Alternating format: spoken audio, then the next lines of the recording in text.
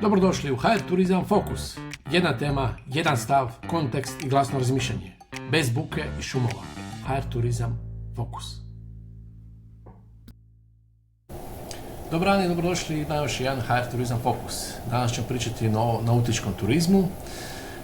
Nautički turizam je u Hrvatskoj nekako uvijek se govori kako prvi otvara sezonu i zadnji je zatvara.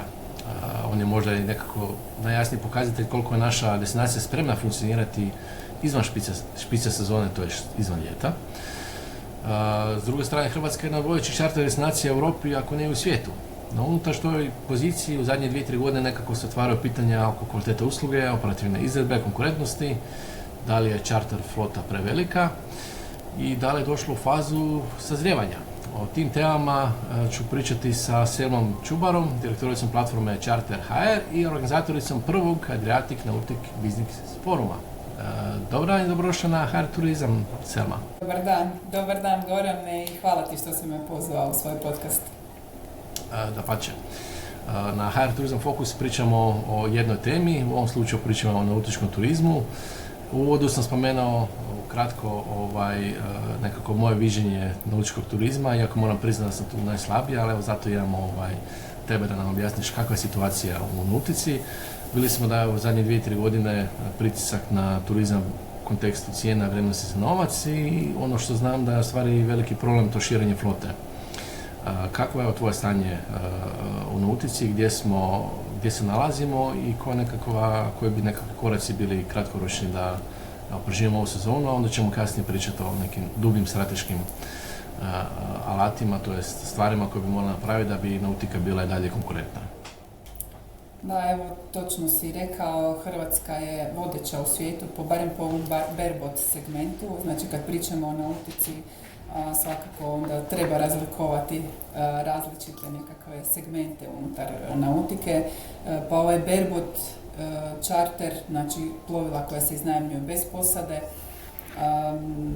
zauzimaju četvrtinu svjetske flote.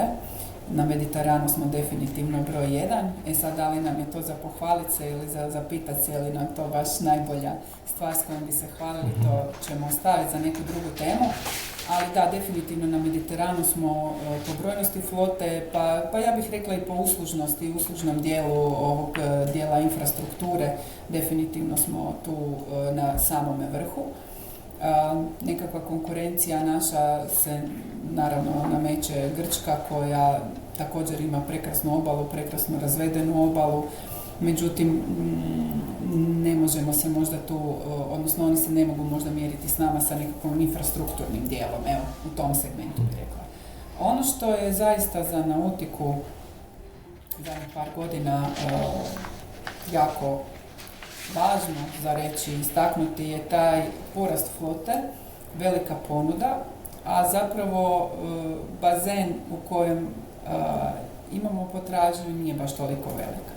I onda je i čak i prije korone, nekako svi mjerimo to vrijeme prije korone, prije pandemije, poslije pandemije, zato što nam je to zaista obilježilo poslovanje u svakom smislu. Ali već i prije pandemije su bili uočljivi ti dijelovi dumpinga cijena, smanjivanja cijena, pokušaja da se dođe do tog gosta pošto poto i nekako se naviknulo tržište, pogotovo tržište koje nama prirodno gravitira, to što smo autodestinacija naravno bi nam je uvelike pomoglo za vrijeme pandemije, ne samo u nautici nego i u cijeloj Hrvatskoj. Ja? Nautika je možda dodatno profitirala time što su mjere bile takve kakve su bile, gdje su nas pokušavali odvojiti jedna od drugih, pa onda je brod bio nekako prirodna izolacija.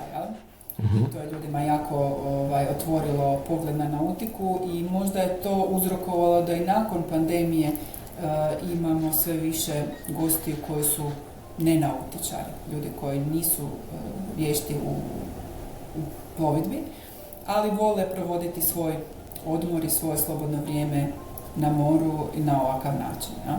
Tako da evo, kroz ovih nekoliko godina definitivno industriju obilježilo dumping cijena, povećana ponuda i promjena nekakvog sastava gostiju koji dolazi u čarter. Znači zapravo smo došli do te neke granice modela rasta koji se temelju na širenju flote. Sad, da li je to stvar tržišta, da više jednostavno tržište ne može podnijeti taj broj čartera, ili se radi nekog preraspodijeli interesa za neke druge destinacije, gdje je tu nekakav ključni problem? Da, pa ja sad ne znam da li postoji nekakva sustavno istraživanje koje je pokazalo koliko se flota još kod nas može realno širiti. Ja vjerujem da su to profesori sa sveučilišta i ljudi koji se bave baš tim dijelom istraživanja nekako i obradili, ali meni konkretno nije poznato. Ono što znam da su nekakve projekcije na razini svjetske flote. Tržište čartera, ako se ne varam po najnovim istraživanjima, trenutno vrijedi nekako 9 milijardi dolara. I da je projekcija do 2032. da će ona ići preko 20 milijardi vrijednosti. Dakle, postoji definitivno prostor gdje će se ta flota širiti. Ono što mene možda više brine je ako će u dolasku biti toliko novih plovila, kamo ćemo sa starima. I to je isto jedno veliko pitanje održivosti, ekološke održivosti prije svega i zbrinjavanja tih starih plovila, gdje oni završavaju, na koji način se recikliraju, ako se recikliraju i što to zapravo znači za nas u Hrvatskoj. Ja? Ali definitivno da, trenutno je situacija takva, do koje granice će to ići. Moje nekakvo predviđanje je da će tržište to jednostavno izregulirati na način da ako nema potražnje da će se i ponuda morati smanjiti, što onda znači smanjivanje flote, zatvaranje nekih možda čartera koji neće moći pratiti tempo i tako. Na zadnjih par godina je fokus na turizmu i ove godine na value for money, ili ti vrijednost za novac. Nautika je uvijek percipirana kao premium proizvod. S druge strane čini se, bez obzira na stanje oko ratova i sve, da je europska ekonomija, u stvari standard, puno bolji nego prije 10 godina. Spomenula si, za vrijeme korone nautika iskočila još dodatno van i prošila nekakvu bazu korisnika koji možda nisu prije bili u nautici. Sad dolazimo do pitanja, u stvari, ovo što se rekla, prevelika charter flota, nemamo više dumping cijena, što je odlično, da se cijene niveliraju sukladno tržišne vrijednosti. Kakva je situacija sa vrijednosti novac cijelog iskustva? Da li smo dovoljno digitalizirani, da li su nam marine dobre, da li imamo problema sa radnom snagom, sa nekakvim experienceom koji, pričali smo prije podcasta, u stvari u nautici većinom brodova su svi isti. Znači, brod kao brod nije diferencijacija, nisi drugačiji drugih, kako nudiš brod, pošto su svi manje više isti. Gdje je tu diferencijacija, kakva je tu kvaliteta usluge, kvaliteta cijelog iskustva, kako tu stojimo? Evo, upravo si sad rekao kvaliteta i kvaliteta i kvaliteta. Kad kažemo premium turizam i premium jahting ili premium usluga, mi smo ljudi, odnosno mi u Hrvatskoj, barem po mom iskustvu, smo nekako navikli svemu predlijepiti neku naljepnicu, ovo je premium ili ovo je luksuzno, ako je, ne znam, proizvod ili dio proizvoda nešto više cjenovnog ranga. Pa tako ljudi imaju zabludu, ja ću reći da je to zabluda čista, da čim se spomene jahta, da ljudi misle da je to nešto wow, to je nešto luksuzno, to je nešto skupo i tako dalje. I tu sad stvarno treba biti realan i reći samo plovilo nije usluga. Samo plovilo ne može biti sredstvo diferencijacije. Da, može biti jer naravno jedna je kvaliteta opremljenosti istog tipa plovila, možda kod jednog čartera i različito kod drugog. Ali to ne smije biti zapravo sustav diferencijacije, to nije nešto što karakterizira uslugu premium. Premium je sve, ja bih rekla, od onog dobar dan u prvom upitu do doviđenja i nekakvog follow-upa nakon što se gost vratio kući. I svi oni koraci, svi oni mali segmenti koji čine cijelo to iskustvo zapravo čine uslugu i čine tu premium uslugu. A razlikuje se zaista u pristupu. Razlikuje se u pristupu i razlikuje se, ja bi se usudila reći, u standardima. Ono što mi nemamo u Hrvatskoj općenito, i evo sad koliko ja iz svog iskustva mogu reći, u nautici pogotovo, mi nemamo standarde. Mi nemamo čak i nešto ono što je bilo, evo ja ću biti slobodna pa reći, prije 20 godina kad sam ja počela raditi u čarteru i kad mi je direktor nešto spomenuo u nekom razgovoru uzance, ja sam bila u čudu, ali ja sam tada bila nova u tom poslu I onda mi je rekao, to se tako radi jer su takve uzance. Ne znam kad ste zadnji put čuli da se nešto tako radi i da se neko poziva na uzance u turizmu. To je nešto što smo nekako putem izgubili. Ne znam, na koje standarde misliš konkretno? Pa konkretno na standarde i procedure unutar samog poslovanja. Znači, možemo imati opremu broda, sad ja govorim o nautici, možemo imati opremljenost broda da ona zadovoljava nekakve kriterije osnovne koje se danas u industriji očekuju, da gost ima. Možemo mi pričati da na recepciji gost kad dođe da ima nekakve standarde. Međutim, standardi poput kako će se komunicirati s gostom, što će mu se dati prije nego što je došao, što će mu se dati konkretno od informacija, pa i fizički možda nekakvih stvari, što će on dobiti na samom licu mjesta, kako će ga se pratiti kroz taj cijeli njegov put 7 dana. U Bergo Charteru je to možda malo teže, jer sama usluga je tako koncipirana da gost iznajmi plovilo u jednoj marini i praktički se 7 dana ne vraća u tu istu marinu, u istu bazu. I čarteri nemaju, evo, ja to iz vlastitog iskustva govorim, većina čartera, neću reći svi, ali većina čartera nema običaj pratiti gosta gdje je on za vrijeme, osim ako se dogodi nekakav kvar ili nekakva šteta, pa onda moraju intervenirati. Ja? I gost kad se vrati ima vrlo kratko vrijeme, jer je operativno takav posao da se u jednoj suboti zapravo napravi izmjena cijele flote, sve se mora iščekirati, sve se mora očistiti, mora se gost pripremiti, ispratiti stari i dočekati novo. To je recimo jedan operativni dio gdje kad se uspoređuje čarter sa hotelskom industrijom, apsolutno je neusporedivo.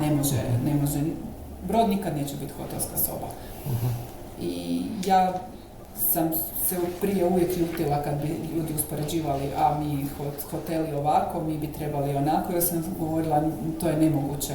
Međutim, sad sam sve više na strani onoga da čarter još ima jako puno za učiti iz hotelske industrije. Jer oni koliko toliko donekle imaju postavljene procedure, standarde, digitaliziraju se. Čarter je za razliku od hotelske industrije još uvijek jako nisko u digitalizaciji. Iako oni misle da možda to što imaju booking sustave koji im pomažu u rezervacijskom dijelu, operativnom, da je to digitalizacija, ali to je jedan mali komadić digitalizacije što bi oni trebali po meni danas u 21. stoljeću imati. Da, ako radimo benchmarking, mislim da u Hrvatskoj radimo premalo benchmarking sa našim konkurentima, konkretno sa Italijom, Francuskom, Španjolskom. Tu nije samo pitanje cijene, nego vrijednosti za novac, kvalitete usluge, kvalitete ponude i tako dalje, znači cijeli jedan skup u stvari što čini destinaciju takvom kakvom je. Ako radimo benchmarking nautičkog turizma u Hrvatskoj, koji su nama konkurenti? Grčka, Italija, gdje smo mi bolji, gdje bi možda morali popraviti ili ubrzati nekakvi razvoj u segmentima da bi bili još konkurentniji? Da, pa naši prvi konkurenti su nam definitivno Talijani, nekako prirodno sa svojom poviješću u turizmu i uslužnom segmentu. Talijani su, imamo mi još do njih, ja bih rekla, kaskati, ne možda u svim segmentima, ali u pojedinim, pogotovo ovim dijelovima što se tiče nautike, definitivno.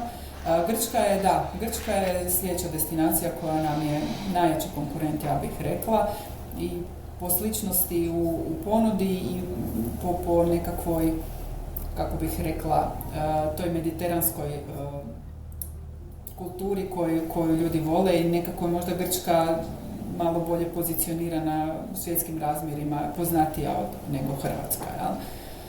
Međutim, ono što Grci, već sam spomenula, u čemu Grci kaskaju, to je isto njihova infrastruktura, njihove marine nisu ni približno ovako opremljene kao što su naše, i te mreže dostupnost definitivno nije kao kod nas. Ja? Tako da evo, tu smo definitivno u prednosti pred Grcima. Međutim, ne smijemo zanemariti ni Tursku, koja je možda flotom malo brojnija, ali opet sa jednim uslužnim dijelom koji u Hrvatskoj trenutno ne vidim da smo blizu te razine uslužnosti kao što je recimo u Turskoj, evo, barem moje iskustvo. Da. Ako gledamo neku širu sliku kako u turizmu, uvijek imamo 3 dolaske destinacije. Destinacija čini ne samo krevet ili ti samo brod, nego cijeli spektar od pristupa, od dolaska, od kvalitete ponude, usluge, restorana i tako dalje. Tko danas u stvari zapravo danas je odgovara za kvalitetu turističkog proizvoda u Hrvatskoj? Tržište, čarter kompanije, marine, naravno svi skupa zajedno, ali da li imamo nekakav, kad kažemo na strategiju razvoja nautičkog turizma, da li imamo nekoga koji vodi te standarde, gura nekako naprijed, naravno ministarstva, zakonski, ali da li imamo nekav, recimo, sustav, kogod to bio, kogod bi trebao biti, da u stvari dajemo nekakav smjer i pričamo o ovim stvarima, o benchmarkingu, gdje smo dobri, gdje smo loši, gdje trebamo popraviti, gdje trebamo ići, da li postoji ta nekakva sinergija, kako god, u bilo kojoj formi. Ne? Da, sad vidiš, to je pitanje, znaš, ovisi koga pitaš. Ako pitaš instituciju, oni će naravno reći da, naravno postoje dokumenti. I ja sam si, evo sad, baš kako organiziram ovaj forum, dala truda i vremena i išla sam izučiti te sve dokumente. Da, naravno da postoje dokumenti, da, naravno da su institucije zadale nekakve okvire. Možda se to moglo napraviti bolje, ja stvarno neću ulaziti, razni stručnjaci su radili na tome i zaista ne bih ulazila sad je li to dobro ili nije. Međutim, činjenica je da možda nije dobro iskomunicirano prema operativnom dijelu sektora. To je ono što ja vidim. S druge strane, operativni dio sektora će reći nas niko ne podupire, nas niko ne podržava, pojedine su stvari rezervirane za pojedine firme i tako. Znači, mi volimo taj jedan narativ, uvijek su nam neki drugi krivi. Ali kad spominjemo ko je odgovoran za kvalitetu usluge i svega, ja bih rekla svaka karika u lancu jednako. Znači, nema po meni nekakve, ovi su manji ili ovi su više, ili zato što je ova industrija veća ili ova, veća, ima više novaca pa su oni više zaslužni. Ja bih rekla da je od onog najmanjeg malog kioska koji prodaje nešto i daje bilo kakvu uslugu, ili vodiča u destinaciji, pa skroz ako ćemo se od tuda vraćati nazad, svi su podjednako zaslužni, svi podjednako trebaju sudjelovati u tome, ali da bi se to ostvarilo moraju svi imati jednu jasnu i dobro iskomuniciranu viziju, odnosno plan, smjer u kojem se mi želimo kretati. Baš zato želim da na ovom forumu pričamo, jer imamo i panel institucija i panel sa operativnim dijelom, da o istoj stvari iz različitih perspektiva počnemo pričati istim jezikom i da se to dobro iskomunicira i da svi znaju, ok, idemo u tom smjeru, tako se treba raditi i vidjeti koje su onda nekakve taktike s kojima se to može rješavati. Ja? Tako da, evo. Baš zato se, znači, ciljano pokrenula Adriatic Nautical Business Forum koji će se održati u Zadu, to su Petršanima uskoro. Pretpostavljam da je to nekakav misija i cilj foruma da okupiš struku, sve subjekte, javni i privatni sektor na jednom mjestu, iako imamo nautičke sajmove, ne? I da u stvari pričate o ovim stvarima o kojima mi pričamo ovdje. Evo, kako ti vidiš u stvari koja je nekakva misija i cilj Nautical Business Foruma u Zadru? Da. Iskreno, kod nas u Hrvatskoj ovakvog eventa, ovakvog karaktera zaista nije bilo. Postoji krasnih evenata, naravno da postoje nautički sajmovi, međutim nautički sajmovi su uvijek nekako rezervirani za prezentacijski dio flote, brodova, servisa, tehnike, raznih nekakvih popratnih sadržaja koji se vezuju uz nautiku. Tako da, evo, po meni Biograd Boat Show koji je najveći u Hrvatskoj zauzima zapravo jedno to centralno mjesto što se tiče nautike. Međutim, kad govorimo o ovom nekakvom poslovnom dijelu i konferencijskog tipa, toga kod nas evo nije bilo. Postoje naravno drugi eventi koji su isto tako hvale vrijedni, više u neke edukativne svrhe. Ali evo, ovakvog ničega zaista nije bilo i moja ideja je zapravo bila upravo ova. Ajmo sjeti za isti stol i institucije koje kroje tu nekakvu strategiju i plan u kojem smjeru kako oni vide Hrvatsku u nautičkom smislu i operativce sa svojim stvarnim izazovima s kojima se susreću i koliko je to izvedivo. Jer na papiru može sve izgledati jako dobro. Jedan papir trpi svašta ono što kaže. Ja?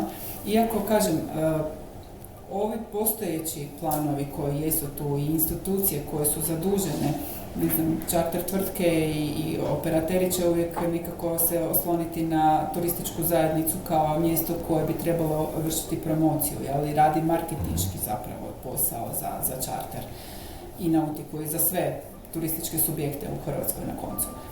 Međutim, ne treba zanemariti činjenicu i koja je puno možda i važnija nego ova, a to je da nautika ovisi o Ministarstvu mora.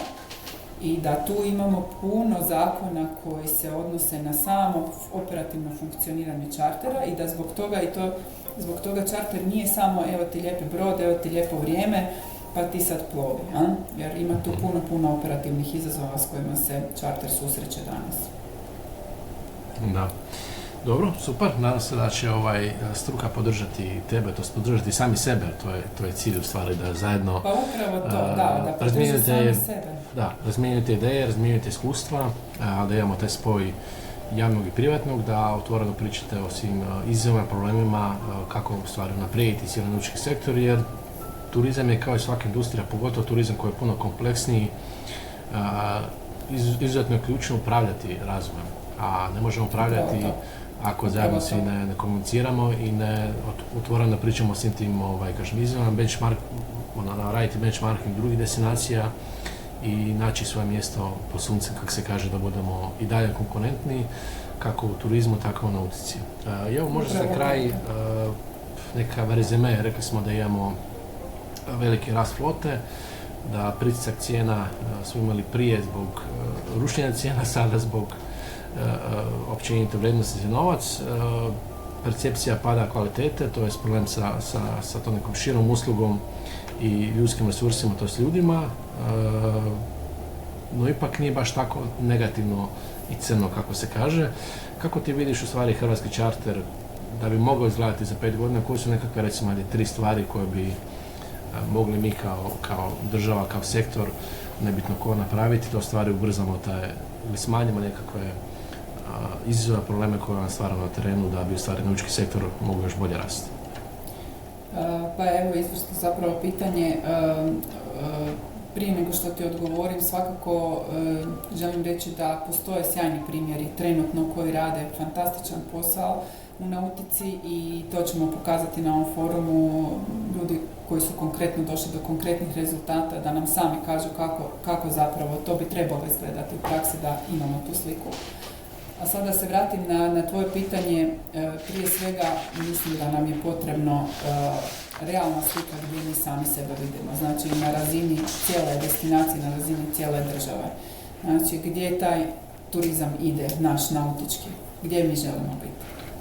Jer ono što sam rekla, na papiru sve lijepo izgleda, a da li u stvarnosti to tako može biti, da li je realno izvedivo, to je pitanje. Drugu stvar koju svakako mislim da se mora promijeniti što prije, a to je da svi oni koji rade u turizmu da shvate da operativno način na koji su se do sada stvari događale, nisu se događale, odnosno događale su se same od sebe, ajmo reći, i nekako su ljudi navikli kroz vrijeme, ali mi to tako radimo godinama, tako. To se mora promijeniti. Mora se promijeniti operativni način, sustav funkcioniranja. Digitalizacija je tu. O AI-u neću niti govoriti, jer to je nešto što će, već sad je promijenilo način funkcioniranja naših svakodnevnih života, a kamoli poslovno. Ja? Znači, to će isto biti jedna stavka koja će promijeniti cijelo poslovanje, ne samo ovu industriju. I kao treću stvar bi svakako izdvojila obrazovni sustav i kadrove, jer u nautičkom dijelu imamo zaista velike izazove i to će pričati ljudi koji rade u udruženjima skipera i ljudi koji rade na sveučilištu baš sa konkretnim programima obuke naših kadrova, jer pitanje je tko će nam te flote voditi sutra ili za 5 godina ili za 10 godina ako se ne pobrinemo danas da ih kvalitetno obrazujemo. Evo, to je. Super, hvala ti puno. Sad za kraj bi trebao pozvati sve na Adriatic Nautical Business Forum, ali pošto ti imaš puno više i bolje informacije od mene, osim ovih klasičnih, ja prepuštam tebi da zatvoriš podcast ili ti glasno razmišljanje, da samo najaviš i pozoveš kolege na Adriatic Nautical Business Forum. Hvala ti Gorane još jednom na ovoj prilici, stvarno mi je bilo drago razgovarati i evo, voljela bi kad bi imali više prostora i više vremena za ovakve teme. Ja ovome mogu pričati do sutra, ali evo pozivam zaista sve kolege, ljude koji rade u čarteru, oko čartera, u nautici, u jahtingu.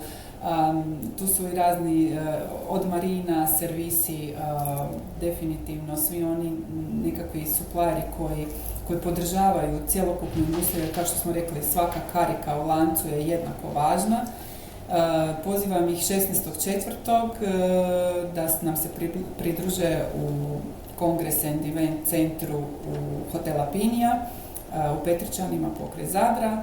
Od 9 do 17 sati imamo bogat program, dostupan je na službenoj web stranici. Evo, bit će mi drago, prije svega, jako si dobro to rekao, da kolege dođu radi sebe, da saznaju koje su trenutne opcije, na koji način možemo biti bolji u ovoj industriji.